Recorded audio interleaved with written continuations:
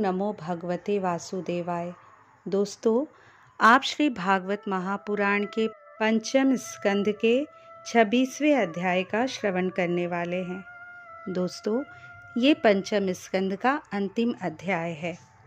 अध्याय 26 नरकों की विभिन्न गतियों का वर्णन। राजा परीक्षित ने पूछा, महर्षि, लोगों को जो ये ऊंची नीची गतियां प्राप्त होती है, उनमें इतनी विभिन्नता क्यों है? श्री सुखदेव जी ने कहा, राजन, कर्म करने वाले पुरुष सात्विक, राजस और तामस 3 प्रकार के होते हैं तथा उनकी श्रद्धाओं में भी भेद रहता है। इस प्रकार स्वभाव और श्रद्धा के भेद से उनके कर्मों की गतियां भी भिन्न भिन्न होती है और न्यूनाधिक रूप में ये सभी गतियां सभी कर्ताओं को प्राप्त होती हैं। इसी प्रकार निषिद्ध कर्म रूप पाप करने वालों को भी उनकी श्रद्धा की असमानता के कारण समान फल नहीं मिलता। अतः अनादि अविद्या के वशीभूत होकर कामनापूर्वक किए हुए उन निषिद्ध कर्मों के परिणाम में जो हजारों तरह की नारकी गतियां होती है, उनका विस्तार से वर्णन करेंगे। राजा परीक्षित ने पूछा, भगवन, आप जिनका वर्णन करना चाहते हैं वे नरक इसी पृथ्वी के कोई देश विशेष हैं अथवा त्रिलोकी के बाहर या इसी के भीतर किसी जगह है? श्री सुखदेव जी ने कहा, राजन, वे त्रिलोकी के भीतर ही हैं तथा दक्षिण की ओर पृथ्वी से नीचे जल के ऊपर स्थित है। इसी दिशा में अग्निश्वात आदि पितृगण रहते हैं। वे अत्यंत एकाग्रता पूर्वक अपने वंशधरों के लिए मंगल कामना किया करते हैं। उस नरक लोक में सूर्य के पुत्र पितृराज भगवान यम अपने सेवकों के सहित रहते हैं तथा भगवान की आज्ञा का उल्लंघन न करते हुए अपने दूतों द्वारा वहां लाए हुए मृत प्राणियों को उनके दुष्कर्मों के अनुसार पाप का फल दंड देते हैं।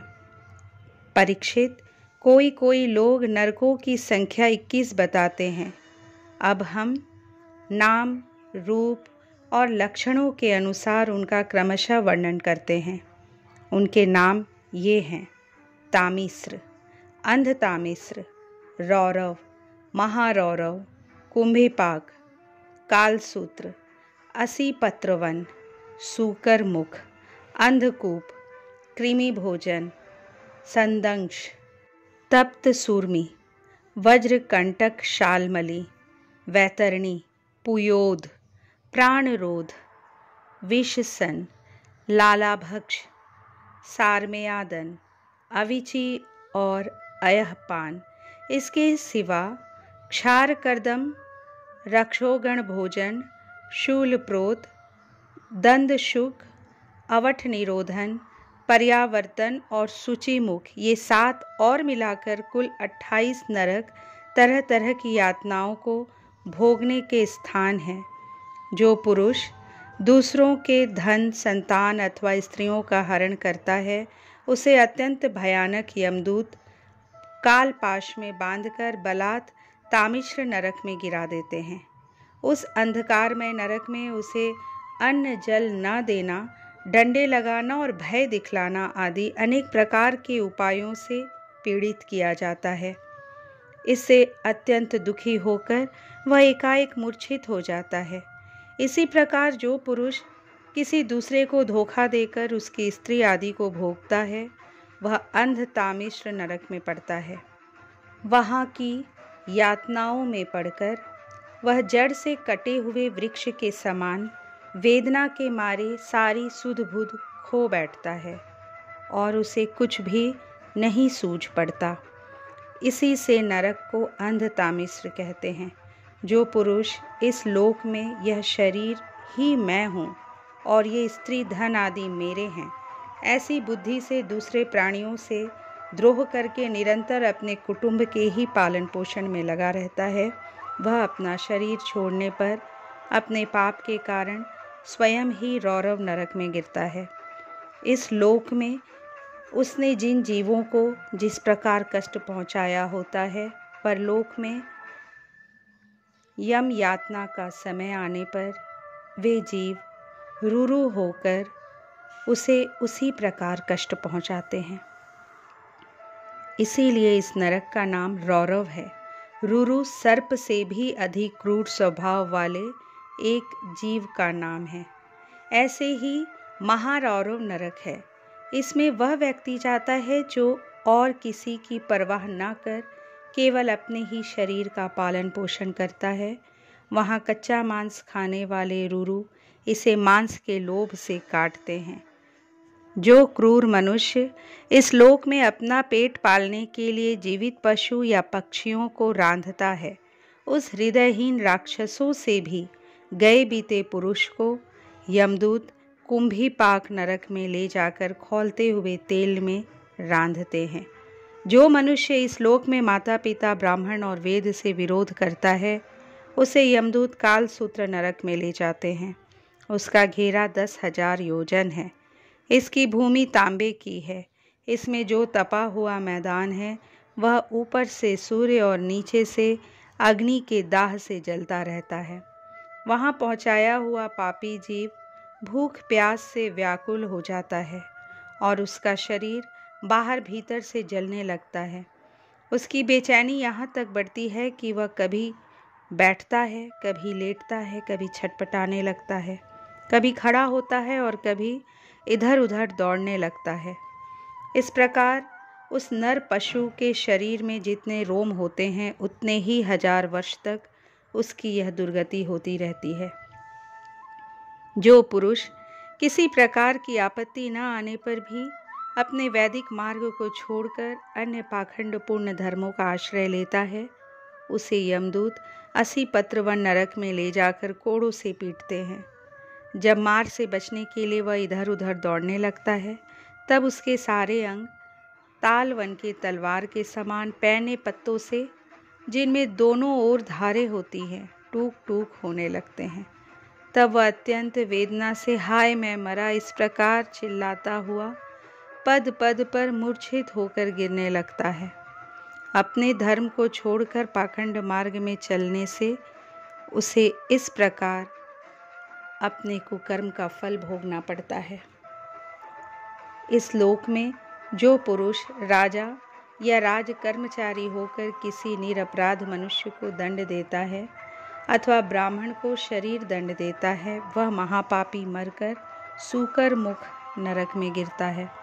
वहाँ जब महाबली यमदूत उसके अंगों को कुचलते हैं, तब वह कोल्हू में पेरे जाते हुए गन्नों के समान पीड़ित होकर जिस प्रकार उस लोक में उसके द्वारा सताए हुए निरपराध प्राणी रोते चिल्लाते थे, उसी प्रकार कभी आर्त स्वर से चिल्लाता और कभी मूर्छित हो जाता है।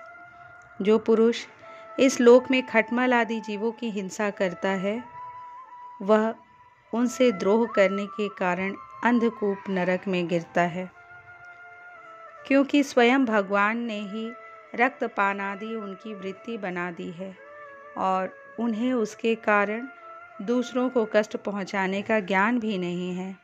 किंतु मनुष्य की वृत्ति भगवान ने विधि निषेध पूर्वक बनाई है और उसे दूसरों के कष्ट का ज्ञान भी है। वहाँ वे पशु, मृग, पक्षी, सांप आदि रेंगने वाले जंतु, मच्छर, जूं, खटमल और मक्खी आदि जीव जिनसे उसने द्रोह किया था, उसे सब ओर से काटते हैं। इससे उसकी निद्रा और शांति भंग हो जाती है और स्थान न मिलने पर भी वह बेचैनी के कारण उस घोर अंधकार में इस प्रकार भटकता रहता है जैसे रोगग्रस्त शरीर में जीव छटपटाया करता है। जो मनुष्य इस लोक में बिना पंच महायज्ञ किए तथा जो कुछ मिले उसे बिना किसी दूसरे को दिए स्वयं ही खा लेता है, उसे कौवे के समान कहा गया है। वह परलोक में कृमि भोजन नामक निकृष्ट नरक में गिरता है। वहाँ 1,00,000 योजन लंबा चौड़ा एक कीड़ों का कुंड है। उसी में उसे भी कीड़ा बनकर रहना पड़ता है और जब तक पापों का प्रायश्चित न करने वाले उस पापी के बिना दिए और बिना हवन किए खाने के दोष का अच्छी तरह शोधन नहीं हो जाता, तब तक वह उसी में पड़ा पड़ा कष्ट भोगता रहता है। वहाँ कीड़े उसे नोचते हैं और वह कीड़ों को खाता है। राजन, इस लोक में जो व्यक्ति चोरी या बरजोरी से ब्राह्मण अथवा आपत्ति का समय न होने पर भी किसी दूसरे पुरुष के सुवर्ण और रत्न आदि का हरण करता है, उसे मरने पर यमदूत संदंश नामक नरक में ले जाकर तपाए हुए लोहे के गोलों से दागते हैं और सरसी से उसकी खाल नोचते हैं। इस लोक में यदि कोई पुरुष अगम्य स्त्री के साथ संभोग करता है अथवा कोई स्त्री अगम्य पुरुष से व्याभिचार करती है, तो यमदूत उसे तप्त सूर्मी नामक नरक में ले जाकर कोड़ों से पीटते हैं तथा पुरुष को तपाए हुए लोहे की स्त्री मूर्ति से और स्त्री को तपाए हुए पुरुष प्रतिमा से आलिंगन कराते हैं। जो पुरुष इस लोक में पशु आदि सभी के साथ व्याभिचार करता है, उसे मृत्यु के बाद यमदूत वज्र कंटक शालमली नरक में गिराते हैं और वज्र के समान कठोर कांटों वाले सेमर के वृक्ष पर चढ़ाकर फिर नीचे की ओर खींचते हैं। जो राजा या राजपुरुष इस लोक में श्रेष्ठ कुल में जन्म पाकर भी धर्म की मर्यादा का उच्छेद करते हैं, वे उस मर्यादातिक्रमण के कारण मरने पर वैतरणी नदी में पटके जाते हैं।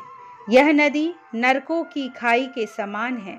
उसमें मल मूत्र, पीप, रक्त, केश, नख, हड्डी, चर्बी, मांस और मज्जा आदि गंदी चीजें भरी हुई हैं। वहां गिरने पर उन्हें इधर उधर से जल के जीव नोचते हैं, किंतु इससे उनका शरीर नहीं छूटता। पाप के कारण प्राण उसे वहन किए रहते हैं और वे उस दुर्गति को अपनी करनी का फल समझकर मन ही मन संतप्त होते रहते हैं।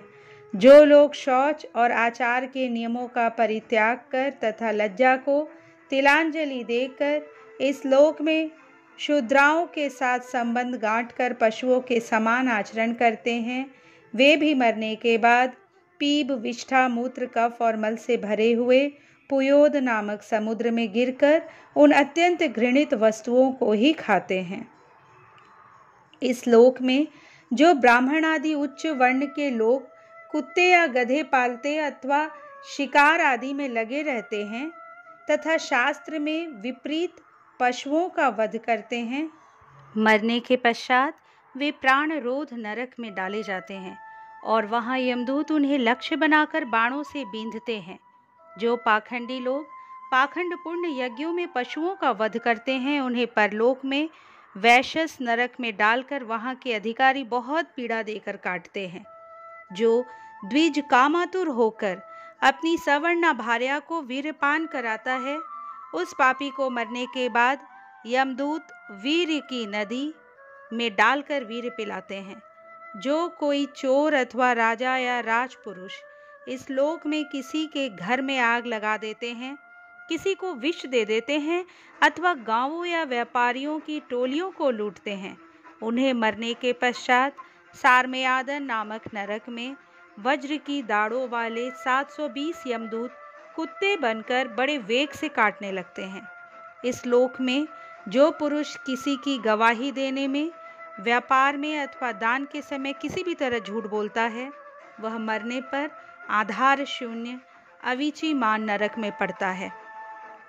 वहां उसे 100 योजन ऊंचे पहाड़ के शिखर से नीचे को सिर करके गिराया जाता है।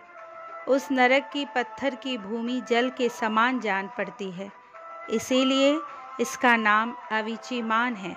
वहां गिराए जाने से उसके शरीर के टुकड़े टुकड़े हो जाने पर भी प्राण नहीं निकलते, इसलिए इसे बार बार ऊपर ले जाकर पटका जाता है। जो ब्राह्मण या ब्राह्मणी अथवा व्रत में स्थित और कोई भी प्रमादवश मद्यपान करता है तथा जो क्षत्रिय या वैश्य सोमपान करता है, उन्हें यमदूत अयह पान नाम के नरक में ले जाते हैं और उनकी छाती पर पैर रखकर उनके मुंह में आग से गलाया हुआ लोहा डालते हैं। जो पुरुष इस लोक में नर्मेधादि के द्वारा भैरव, यक्ष, राक्षस आदि का यजन करते हैं और जो स्त्रियां पशुओं के समान पुरुषों को खा जाती हैं, उन्हें वे पशुओं की तरह मारे हुए पुरुष यमलोक में राक्षस होकर तरह तरह की यातनाएं देते हैं और रक्षोगण भोजन नामक नरक में कसाईयों के समान कुल्हाड़ी से काट काट कर उसका लोह पीते हैं तथा जिस प्रकार वे मांसभोजी पुरुष इस लोक में उनका मांस भक्षण करके आनंदित होते थे, उसी प्रकार वे भी उनका रक्तपान करते और आनंदित होकर नाचते गाते हैं। इस लोक में जो लोग वन या गांव के निरपराध जीवों को, जो सभी अपने प्राणों को रखना चाहते हैं, तरह तरह के उपायों से फुसलाकर अपने पास बुला लेते हैं और फिर उन्हें कांटे से बेधकर या रस्सी से बांधकर खिलवाड़ करते हुए तरह तरह की पीड़ाएं देते हैं, उन्हें भी मरने के पश्चात यम यातनाओं के समय शूल प्रोत नामक नरक में शूलों से बेंधा जाता है। उस समय जब उन्हें भूख प्यास सताती है और कंक, बटेर आदि तीखी चोंचों वाले नरक के भयानक पक्षी नोचने लगते हैं, तब अपनी किए हुए सारे पाप याद आ जाते हैं। राजन, इस लोक में जो सर्पों के समान उग्र स्वभाव पुरुष दूसरे जीवों को पीड़ा पहुंचाते हैं, वे मरने पर दंदशूक नाम के नरक में गिरते हैं। वहाँ 5-5, 7-7 मुंह वाले सर्प उनके समीप आकर उन्हें चूहों की तरह निगल जाते हैं। जो व्यक्ति यहाँ दूसरे प्राणियों को अंधेरी खत्तियों, कोठों या गुफाओं में डाल देते हैं, उन्हें परलोक में यमदूत वैसे ही स्थानों में डालकर विषैली आग के धुएं में घोंटते हैं। इसलिए इस नरक को अवट निरोधन कहते हैं। जो गृहस्थ अपने घर आए अतिथि अभ्यागतों की ओर बार बार क्रोध में भरकर ऐसे कुटिल दृष्टि से देखता है मानो उन्हें भस्म कर देगा, वह जब नरक में जाता है तब उस पाप दृष्टि के नेत्रों को गिद्ध, कंक, काक और बटेर आदि वज्र की सी कठोर चोंचों वाले पक्षी बलात् निकाल लेते हैं। इस नरक को पर्यावर्तन कहते हैं। इस लोक में जो व्यक्ति अपने को बड़ा धनवान समझकर अभिमानवश सबको टेढ़ी नज़र से देखता है और सभी पर संदेह रखता है, धन के व्यय और नाश की चिंता से जिसके हृदय और मुंह सूखे रहते हैं, अतः तनिक भी चैन न मानकर जो यक्ष के समान धन की रक्षा में ही लगा रहता है तथा पैसा पैदा करने, बढ़ाने और बचाने में जो तरह तरह के पाप करता रहता है, वह नराधम मरने पर सूची मुख नरक में गिरता है। वहाँ उस अर्थ पिशाच पापात्मा के सारे अंगों को यमराज के दूत दर्जियों के समान सुई धागे से सीते हैं। राजन, यमलोक में इसी प्रकार के सैकड़ों हजारों नरक हैं। उनमें जिनका यहाँ उल्लेख हुआ है और जिनके विषय में कुछ नहीं कहा गया, उन सभी में सब अधर्म परायण जीव अपने कर्मों के अनुसार बारी बारी से जाते हैं। इसी प्रकार धर्मात्मा पुरुष स्वर्ग आदि में जाते हैं। इस प्रकार नरक और स्वर्ग के भोग से जब इनके अधिकांश पाप और पुण्य क्षीण हो जाते हैं, तब बाकी बचे हुए पुण्य पाप रूप कर्मों को लेकर ये फिर इसी लोक में जन्म लेने के लिए लौट आते हैं। इन धर्म और अधर्म दोनों से विलक्षण जो निवृत्ति मार्ग है, उसका तो पहले ही वर्णन हो चुका है। पुराणों में जिसका 14 भुवन के रूप में वर्णन किया गया है, वह ब्रह्मांड कोश इतना ही है। यह साक्षात परम पुरुष श्री नारायण का अपनी माया के गुणों से युक्त अत्यंत स्थूल स्वरूप है। इसका वर्णन मैंने तुम्हें सुना दिया।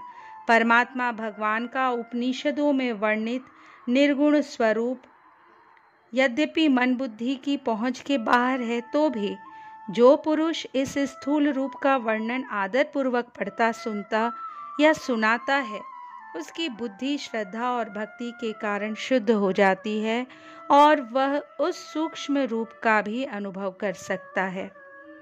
यति को चाहिए कि भगवान के स्थूल और सूक्ष्म दोनों प्रकार के रूपों का श्रवण करके पहले स्थूल रूप में चित्त को स्थिर करे, फिर धीरे धीरे वहाँ से हटाकर उसे सूक्ष्म में लगा दे। परीक्षित, मैंने तुमसे पृथ्वी, उसके अंतर्गत द्वीप, वर्ष, नदी, पर्वत, आकाश, समुद्र, पाताल, दिशा, नरक, ज्योतिर्गण और लोकों की स्थिति का वर्णन किया। यही भगवान का अति अद्भुत स्थूल रूप है जो समस्त जीव समुदाय का आश्रय है। इस प्रकार श्रीमद् भागवत महापुराण के पंचम स्कंद का 26वां अध्याय संपूर्ण हुआ। पंचम स्कंद समाप्त। हरि ओम तत्सत।